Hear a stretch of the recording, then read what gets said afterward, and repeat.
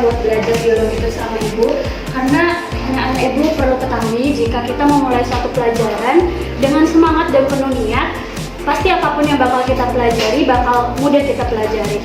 Berbanding terbalik jika kita tidak niat dan tidak semangat, apapun yang bakal kita pelajari itu gak bakal kita pahami. Oke, sebelum kita memulai pembelajaran hari ini, ada baiknya kita berdoa menurut agama dan kepercayaan kita masing-masing. Doa dimulai. Doa selesai. Oke, Bu, mau absen dulu. Sebelumnya anak-anak Ibu semua ada yang tahu siapa aja yang nggak hadir? Rabiatul kenapa? Ada lagi?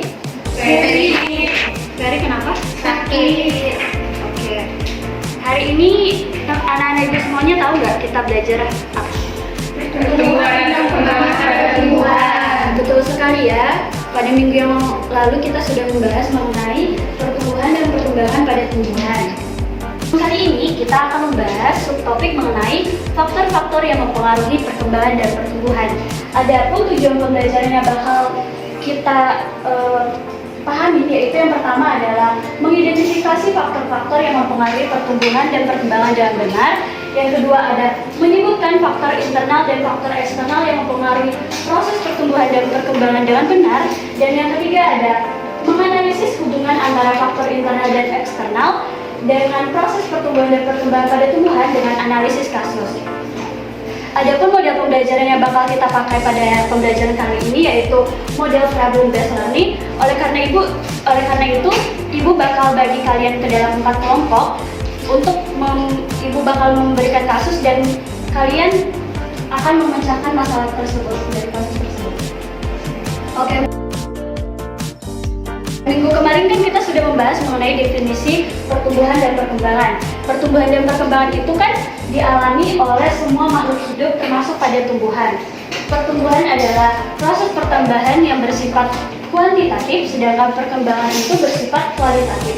Lalu bagaimana dengan perkembangan dan pertumbuhan pada tumbuhan?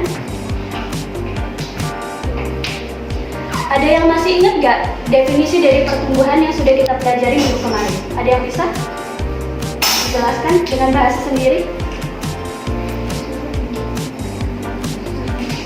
Jika tidak ada yang bisa, Ibu tunjuk nih. Iya, Lutfia. Baiklah, jadi pertemuan itu merupakan peristiwa bertambahnya ukuran sel yang ada pada makhluk hidup, misalnya itu tingginya atau volumenya. Ya, betul sekali ya. Pertumbuhan itu merupakan peristiwa bertambahnya ukuran sel makhluk hidup, baik massa, tinggi, atau volumenya. Peristiwa ini tuh bersifat irreversibel, artinya tidak dapat kembali ke keadaan semula. Selanjutnya perkembangan. Ada yang bisa jelasin apa itu perkembangan? Ya, Rasmian, silakan. Jadi perkembangan itu merupakan diferensiasi sel atau bagian-bagian tumbuhan untuk melakukan suatu fungsi untuk menjadi dewasa. Ya, betul sekali ya. Perkembangan itu merupakan diferensiasi atau spesialisasi sel atau bagian-bagian tumbuhan untuk melakukan fungsi khusus, yaitu menjadi dewasa. Selanjutnya Ibu bakal menjelaskan sedikit mengenai faktor-faktor perkembangan dan pertumbuhan pada tumbuhan yang bakal kita pelajari hari ini, yaitu faktor-faktornya terbagi menjadi dua, yaitu faktor internal dan faktor eksternal. Yang pertama adalah faktor eksternal. Faktor eksternal itu merupakan faktor yang mempengaruhi perkembangan dan pertumbuhan yang merupakan faktor yang berasal dari luar tubuh tumbuhan. Adapun faktor eksternal ada zat hara, cahaya, air, suhu, oksigen, dan kelembapan yang fungsinya bisa kalian baca di PPT Ibu sudah mengirimkannya di WA group ya. Yang kedua itu ada faktor internal. Faktor internal adalah faktor yang berasal dari dalam tubuh tumbuhan itu sendiri, yaitu ada gen dan fitohormon. Gen itu merupakan substansi yang menurunkan sifat dari induknya kepada keturunannya. Dalam hal ini contohnya itu ada warna bunga ataupun rasa pada buah.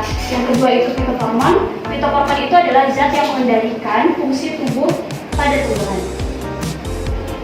Ini merupakan macam-macam dari fitohormon yang kalian bisa pelajari lebih lanjut dalam PPT yang sudah Ibu kirim. Oke, baik. Selanjutnya kita bakal bagi kelompok. Kelompok terbagi menjadi 4 kelompok. Boleh duduk sesuai kelompok. Oke, sudah ya. Oke, ini merupakan masalah yang bakal kita diskusikan pada pertemuan kali ini. Masalahnya yaitu, kita sering melihat pohon mangga di sekitar rumah kita. Buahnya itu dibungkus menggunakan plastik. Menurut pendapat kalian, apa fungsi dari kantong plastik tersebut? Apakah ada kaitannya tentang mengenai pertumbuhan dan perkembangan pada tumbuhan? Oke, diskusi mulai dari sekarang.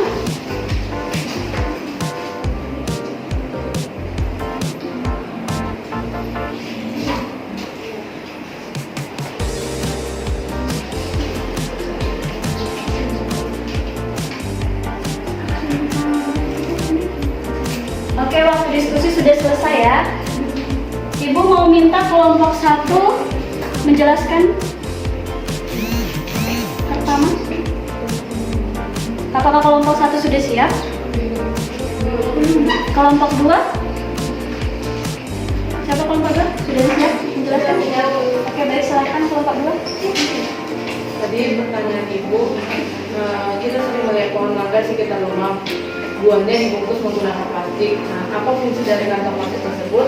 Kemudian, apakah terdapat kaitannya dengan pertumbuhan dan perkembangan? Nah, kegiatan untuk menanam buah itu sendiri bertujuan agar nantinya buah dapat tumbuh dan matang secara sempurna dengan kualitas yang baik. Tetapi penanaman seperti itu juga terdapat beberapa hama, faktor yang mempengaruhi seperti hama, kecocokan tanah, iklim, lingkungan, dan cuaca.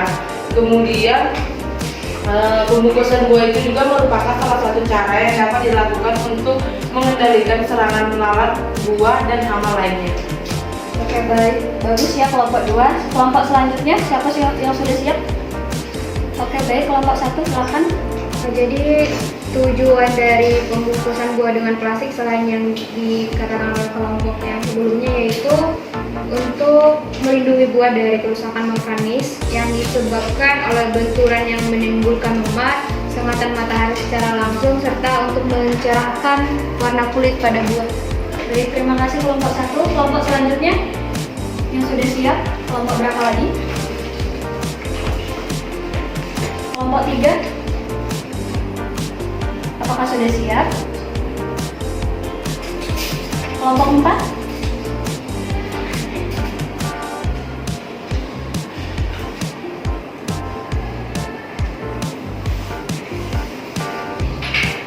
Oke, baik, jika kelompok 3 dan kelompok 4 tidak menjawab, maka pada diskusi kali ini Ibu bakal kurangi nilainya. Langsung saja kita bahas ya dari jawaban kelompok-kelompok yang sudah memberikan pendapatnya mengenai mengapa kita sering melihat pohon mangga yang sering dibungkus buahnya. Kegiatan menanam buah tentunya bertujuan agar nanti buahnya tersebut dapat tumbuh dan dapat menghasilkan buah dengan kualitas yang baik. Namun ada beberapa faktor yang akan mempengaruhi pertumbuhan dari buah tersebut, yaitu ada hama, kecocokan tanah, iklim lingkungan, dan cuaca. Perlu anak-anak Ibu ketahui bahwa hama, kecocokan tanah, iklim lingkungan, dan cuaca itu merupakan faktor eksternal, yaitu faktor yang berasal dari luar si tubuh tumbuhan yang bisa menjadi penghambat dari pertumbuhan buah di pohon.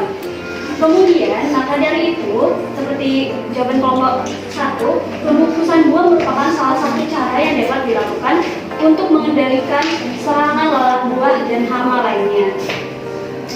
Selain itu, juga tujuan dari pembungkusan buah di pohon ini itu juga melindungi buah dari kerusakan yang disebabkan oleh benturan yang menimbulkan memar, sengatan matahari langsung, ataupun juga bisa mencerahkan warna kulit pada si buah.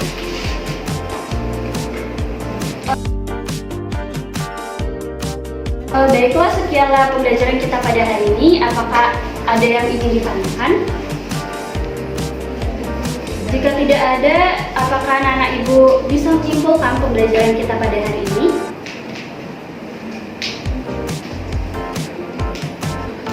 Yang bisa tunjuk tangan.